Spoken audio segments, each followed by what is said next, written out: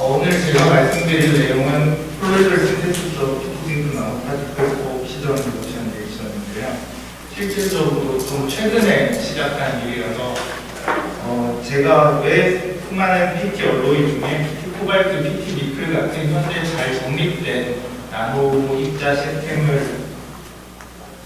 대신에 PT 징크를 선택해서 연구했는지에 대한 이유에 대해서 연구 배경에 대해서 많이 말씀드리고, 그리고 제가 지금까지 했던 일들을 좀 섞어서 말씀드리도록 하겠습니다. 네, 먼저 컨텐츠는 다음과 같습니다. 먼저 세토 카탈리스트가 PMFC에서 얼마나 중요하고 이러한 문제점들을 해결하기 위해서 어떤 접근법들을 활용해 왔는지에 대해서 말씀드릴 거고, 그리고 왜 PT 징크를 선택했는지, 그리고 여러 가지 가능한 방법들 중에 왜 제가 올리라민 메소드를 선택했는지, 그리고 현재까지 얻은 결과들과 그리고 서머리에 대해서 말씀드리겠습니다. 먼저 PMFC는 다들 아시다시피 수소와 산소의 화학적 에너지를 전기적 에너지로 변환하는 에너지 변환 장치입니다. 그런데 이 경우 수소 산화극에서 백금 전극비에서 수소극에서 수소 산화 반응은 매우 빠르게 일어나게 되는데 산소 환원 반응은 굉장히 느리게 됩니다. 이게 얼마나 느리냐면 빠른 수소 산화 반응에 비해서 한 6배나 그 이상의 단위가 더 낮다고 하거든요. 그래서 산소 환원 반응 같은 경우에는 현재 실질적으로 연료전지의 상용화를 막고 있는 가장 중요한 장애물이라고 볼 수 있습니다.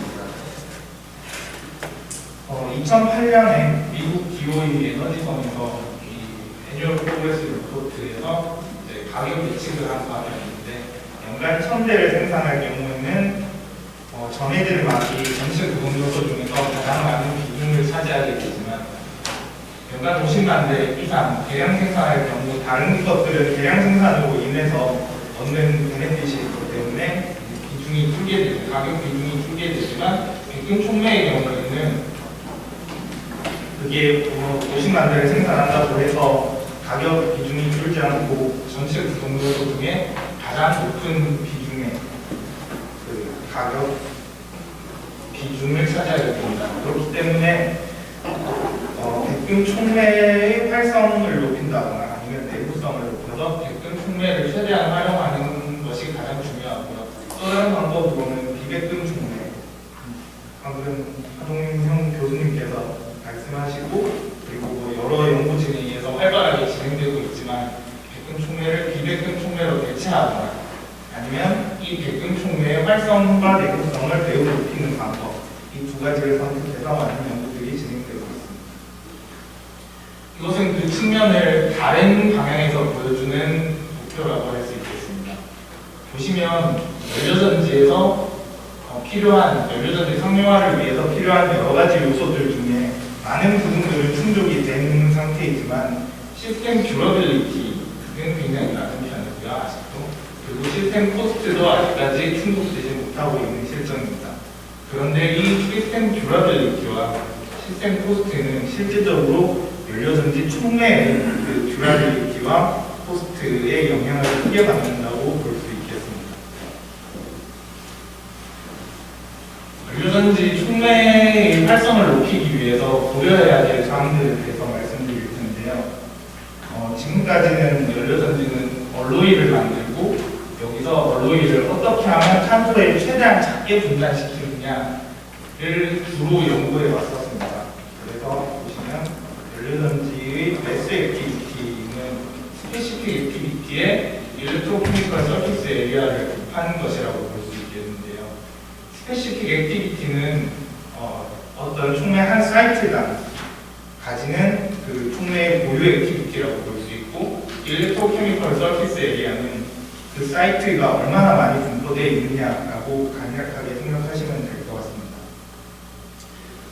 이전까지는 이 일렉트로케미컬 서피스 에리아를 매우 높이기 위해서 많은 노력을 해왔습니다. 그런데 제가 다음에서 말씀드리다시피 그 일렉트로케미컬 서피스 에리아만을 높여서 이 연료전지의 촉매 활성을 높이는 데는 한계가 발생하게 됩니다. 이 그래프에서 보시면 PT 벌크에 비해서, PT 벌크라는 건 PT 폴리크리스탈을 의미하고요. PT 벌크 물질에 비해서 PT 블랙의 스페시픽 액티비티가 더 나오고, 그리고 PT 블랙에 비해서 PT 나노의 스페시픽 액티비티가 더 낮아지는 것을 알 수 있습니다. 그렇기 때문에 ECSA를 우리가 높일 경우에 ECSA가 높아지면 높아질수록 활성도 같이 높아지면 좋겠지만, 대개의 경우 그렇지 않고 한 3에서 5나노미터까지 낮췄을 때는 매스 액티비티가 확 높아지다가 그 3에서 5나노미터 이하로 줄여버리게 되면 그 이상의 활성 증가는 불가능하게 되는 현상이 이 그룹 외에도 많은 연구진에 의해서 관찰되어 왔습니다. 그 원인은 여기서 보시는 그림에서 추정해 볼 수 있습니다.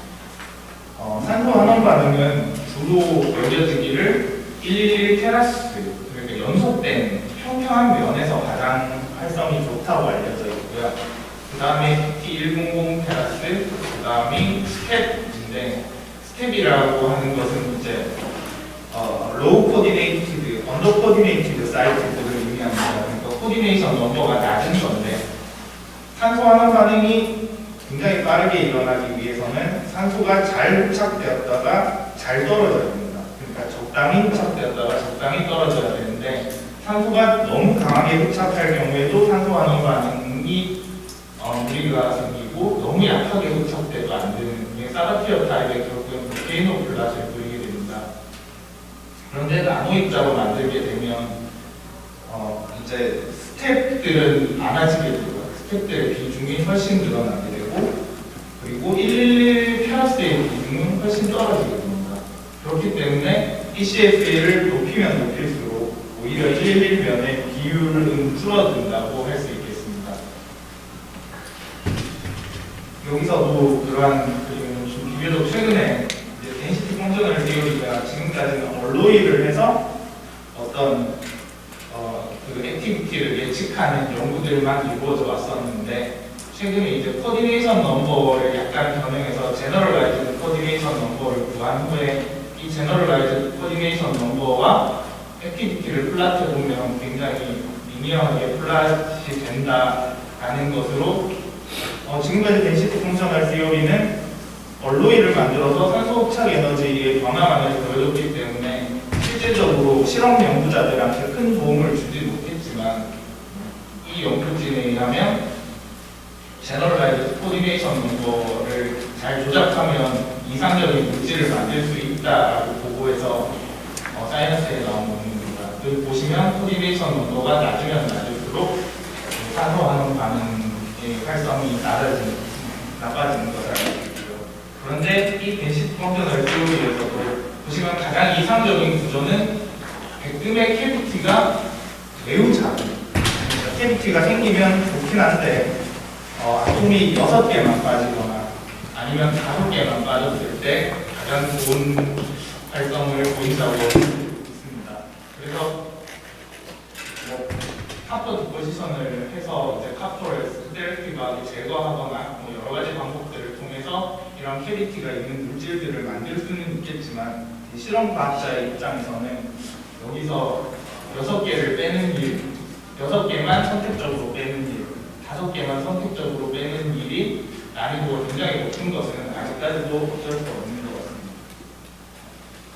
그래서 스페시픽 액티비티를 높이는 데 한계가 있기 때문에, CCSA를 높이는 데 한계가 있기 때문에, 그러면 스페시픽 액티비티를 최대화하는 방향을 생각해 볼 수 있습니다.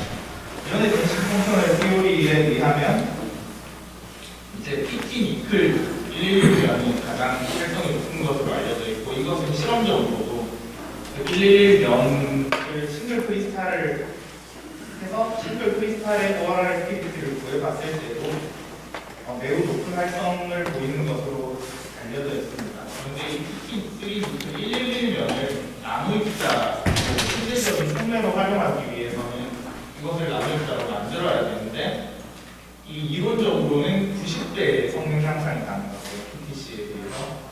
그런데 실제적으로 아직까지 90배의 활성 증가는 이루어지지 않은 상태입니다. 하지만 최근에 폭발적인 활성 향상이 이루어지고 있고요. 그래서 보시면 아직 90대까지는 활성 증가가 이루어지지 못했지만 한 35대 정도는 활성 증가가 이루어진 것을 확인하실 수 있습니다. 참고로 백금은 한 0.2 정도 되거든요. SSD가. 그러면 이거는 한 지금 발견된 최고 좋은 총량은 한 35배 정도로 보실 수 있겠습니다. 근데 문제는 활성만 높인다고 이게 연료전지가 당면한 문제점을 해결할 수는 또 없습니다. 그래서 내구성까지도 해결해야 되는데 우리가 전이금속을 알로이를 해서 이것을 실질적으로 연료전지에서 구동시켜 보면 장기 구동 후에는 코발트 같은 것들이 녹아 나와서 멤브레인에 디포지션돼서 이게 H2가 계속 흐르고 있으니까 환원돼서 파티클들로 커져버리게 됩니다. 그렇게 되면 멤브레인이 연료전지에서 멤브레인 특성도 굉장히 중요한데요. 그 멤브레인에 코발트 같은 것들이 이렇게 있으면 결국에는 활성 저하가 이루어지는 그런 문제점이 있습니다. 그렇기 때문에 우리가 동면한 문제는 스페시픽 액티비티도 높아야 되고 적당한 ECSA를 가져야 하며 그리고 내구성 또한 높은 촉매를 만들 경우에 연료전지가 상용화되고 그리고 우리가 그나마 조금 낮은 가격으로 연료전지 자동차를 타고 다닐 수 있을 가능성이 높아질 것이라는 얘기인데 그래서 제가 이제 그것들 여러 가지 후보들 중에서 PT 징크를 선택한 이유는 이 그래프에서 보시는 바와 같습니다. 아이디어라는 탄소 흡착 에너지가 0.2입니다. 아이디어라는 탄소 흡착 에너지가 0.2로 쭉 보시면 이제 PT 니클이 되게 가깝게 있는 것을 알 수 있고 그리고 PT 징크도 굉장히 가깝게 있는 것을 알 수 있습니다. 그리고 왼쪽으로 갈수록 얼로이 포메이션 에너지인데 왼쪽으로 갈수록 숫자가 더 안정한 상태, 스테빌리티가 높은 상태라고 볼 수 있습니다. 여기서 문제점이 발생하는 것은 PT 이트륨과 PT 흡착률이 굉장히 좋습니다만 이것을 실제로 우리가 실험과학자 입장에서 합성을 하려고 하면 이트륨과 스탄륨의 스탠다드 리액션 포텐셜 에너지가 굉장히 낮기 때문에 이것을 거의 합성하기가 굉장히 어렵다고 생각되고요. 만약에 이게 합성을 굉장히 고온에서 합성을 한 상태라도 안정할지 불안정할지는 알 수 없는 상황입니다. 그래서 저는 이쪽으로 넘어갈 수도 있고 안 갈 수도 있지만 그 과학자들 대단하신 분들이 많으니까 넘어갈 때 약간 과도기적인 입장에서 PT 징크 그러니까 내구성이 PT 니클보다 많이 높지는 않지만 그래도 괜찮은 활성을 가질 것으로 예측되고 내구성도 PT 니클보다는 좀 더 괜찮을 것으로 생각되는 그 PT 징크를 선택했습니다. 그래서 저의 연구 목적은 PT 징크 나무입자를 합성하고 그리고 ORR 액티비티와 스테빌리티를 관찰하는 것 그리고 DFT로 예상된 액티비티와 실험 액티비티의 차이가 있다면 그것이 어떤 원인에서 기인하는지를 알아보는 것이 제 연구 목표였습니다. 먼저 제가 박사과정 중에 진행했던 연구는 그 PDP를 이용해서 물 베이스에서 합성하는 것이었는데요. 예를 들면 PDPT의 조성을 조절하고 그리고 넣어주는 KBR의 양을 조절하면 그 PDCl4 시약을 사용하면 PDCl4랑 PD 브롬 컴플렉스의 그 스테빌리티가 다르기 때문에 이것을 이제 KBR을 넣어줌으로써 반응 카이네틱스를 조절할 수 있습니다. 그러면 카이네틱 컨트롤에 의해서 여러 가지 나무의 기자의 형상 및 크기를 조절할 수 있고 그리고 이것들은 그 원팟으로 그냥 전부 다 시약을 넣고 80도에서 가열만 하고 센트리퓨제이션만 하면 완료되는데 자동적으로 포시엘 비슷한 형상이 나왔고 그리고 산소 환원 반응을 봤을 때 백금에 비해서 한 3배 이상 높은 활성을 보였고요. 그리고 그 ABT 테스트 한 1000사이클 정도 돌렸을 때도 내구성 또한 매우 높은 것을 확인할 수 있었습니다. 그런데 이 PVP 워터 시스템은 결국에는 온도를 100도 이상 올릴 수 없기 때문에 징크를 환원시키기는 굉장히 어려울 것으로 생각되고요. 두 번째로 제가 이번에 연구는 에틸렌 글리콜로 메탈 옥사이드에 담지된 플라티늄을 바로 활성화하는 방법에 대해서 연구했었습니다. 평생 클로라이드와 벤질 알코올의 졸겔 리액션을 이용해서 평생 옥사이드, 평생 서브옥사이드 나노와이어가 생기게 되는데요. 평생 서브옥사이드 나노와이어 위에 에틸렌 글리콜에 섞여있는 PT 정육체를 섞어서 이것을 열 처리해주게 되면 평생 옥사이드 산화를 위해 백금이 감지돼요. 이것은 형상 제어가 됐다고 보기는 일단은 어려울 것 같은데 그냥 그래서 제가 썼던 건 덴드라이트가 아니라 덴드리티가 어그리게이츠라는 말을 썼거든요. 그래서 이런 플라스틱들이 평생 옥사이드 나노 와이어 위에 잘 감지되어 있는 촉매를 확장할 수 있거든요. 그리고 피크 포텐셜에서 작을 하는 반응이 1.4배, 그 백금에 비해서 1.4배 높은 곳으로 나왔고, 프시피티브는 한 9배 정도 높은 곳으로 나왔습니다. 그런데 이 방법 같은 경우는 문제가 앞의 방법도 그렇고, 뒤의 방법도 그렇고, 서큐턴트 제거가 굉장히 까다롭습니다. 이 경우에 PVP로 제가 측정을 할 경우에는 센트리퓨즈를 해서 서큐턴트를 제거를 하는데, 서큐턴트 제거를 한 10회 이상 적어도 10번은 넘게 해야 그나마인데 단원 산화 반응이랑 콜링 엑시드 옥시데이션 같은 경우에는 서큐턴트를 그렇게 제거하지 않아도 활성이 나오는 편입니다. 이 산소 환원 반응은 특이하게 이 서큐턴트 영향을 받는 것 같더라고요. 그래서 서큐턴트를 굉장히 잘 제거해야 이제 이 활성이 나오는 경우고 최근에는 PVP를 아세티엑시드로 80도에서 제거할 수 있다는 논문들이 보고되고 있습니다. 그런데 아세티엑시드를 이렇게 과량을 썼을 때 그것을 센트리퓨제이션을 할 때는 약간 실험적으로 약간 문제가 생길 것 같거든요. 아세티엑시드가 냄새가 그렇게 많이 나는데 어떻게 센트리퓨제를 잘 하는지 그건 아마 여러 그룹들의 실험적으로 축적된 노하우가 있을 것 같습니다. 네, 지금 이 경우에도 굉장히 메탈 옥사이드에 플라티늄을 올리는 좋은 일입니다만 그것도 서큐턴트 제거가 쉽지 않아서 제가 사용하는 데는 약간 후속 연구를 하는 데는 약간 주저함이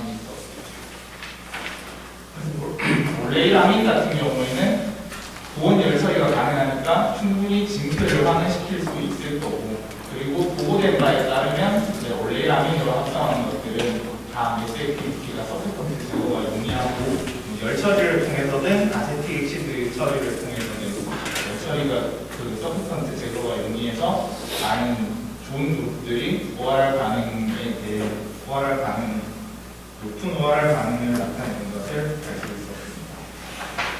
네, 그래서 예전에 현수강 교수님 연구진에서 보고된 팔라딘 TOP 컴플렉스를 올레이라민에서 합성해서 그것을 보고한 논문이 있었는데요. 그래서 그 방법들을 제가 따라해서 이제 팔라딘의 크기를 조절하고 그리고 그 다이렉트 신테시스 오브 H2O2 촉매로 폴레를 교수님과 호흡을 해서 사용한 연구가 있었기 때문에 충분히 올레이라민 반응의 가능성이 있었다고 볼 것이라 생각이 됐고요. 그래서 PT 징크 올레이라민을 300도에서 350도 사이에 열 처리를 해서 만들었는데 3나노미터, 5나노미터, 6나노미터, 9나노미터 이렇게 합성할 수 있었습니다. 그리고 징크가 너무 많아지게 되면 징크의 비율, PT 징크의 성분 비율 중에서 징크가 한 몰랄 레이셔가 6 이상이 되면 징크 옥사이드랑 PT의 그 상이 분리되는 현상까지 관찰할 수 있었습니다. 그래서 지금 이것들을 감지해서 ORR 활성을 보고 있는데 지금은 썩 좋지는 않은 상황이고요. 그 서큐턴트의 문제로 생각이 됩니다. 아니 서큐턴트가 제거가 돼야 잘 제거가 돼야 이것이 실질적으로 DFT 예측의 문제고 예측과 실험값의 문제이기 확실히 알 수 있을 것 같은데 지금 서브컨트가 확실히 제거돼봐야 알 수 있을 것 같습니다. 네, 그래서 제가 오늘 말씀드릴 내용은 여기까지고요. 질문 있으신가요?